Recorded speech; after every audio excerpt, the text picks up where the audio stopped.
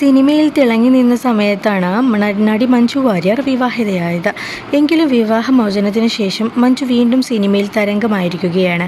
സിനിമയിലേക്കുള്ള മഞ്ജുവിൻ്റെ വരവിന് ശേഷം കോടീശ്വരനുമായി നടി വിവാഹം ചെയ്യാൻ പോവുകയാണെന്ന് പലതരത്തിലും വാർത്തകൾ വന്നിരുന്നു.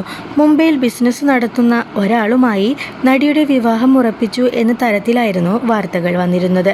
എന്നാൽ കൊച്ചിയിൽ നടി ആക്രമിക്കപ്പെട്ടതിന് പിന്നാലെ മഞ്ജുവിന് പിറകെ കൂടിയ പാപ്പരാസികൾ നടിയെ പലപ്പോഴും വിവാഹം കഴിപ്പിച്ചിരുന്നെങ്കിലും വാർത്തയിലെ സത്യാവസ്ഥ നടി തന്നെ തുറന്നു പറഞ്ഞിരിക്കുകയാണ്.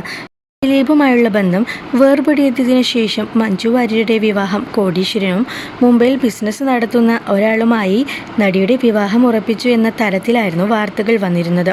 കഴിഞ്ഞ മാസങ്ങളിൽ സോഷ്യൽ മീഡിയയുടെ പ്രധാന ഇരകളിലൊരാൾ മഞ്ജുവായിരുന്നു. പല കാര്യങ്ങളും വളച്ചൊടിച്ച് നടിയുടെ തലയിലേക്ക് കൊണ്ടിടുകയായിരുന്നു. തൻ്റെ പേരിൽ പ്രചരിക്കുന്ന ഇത്തരം വാർത്തകൾ കാണാറുണ്ടെങ്കിലും അവയ്ക്ക് അർഹിക്കുന്ന പ്രതികരണം മാത്രമാണ് കൊടുക്കാറുള്ളൂ എന്നാണ് മഞ്ജു പറയുന്നത്. വനിതയ്ക്ക് നൽകിയ അഭിമുഖത്തിലാണ് നടി ഇക്കാര്യം തുറന്നു പറഞ്ഞത്. ഓരോരുത്തരും അവരുടെ ഇഷ്ടത്തിനനുസരിച്ച് ഓരോന്ന് എഴുതും.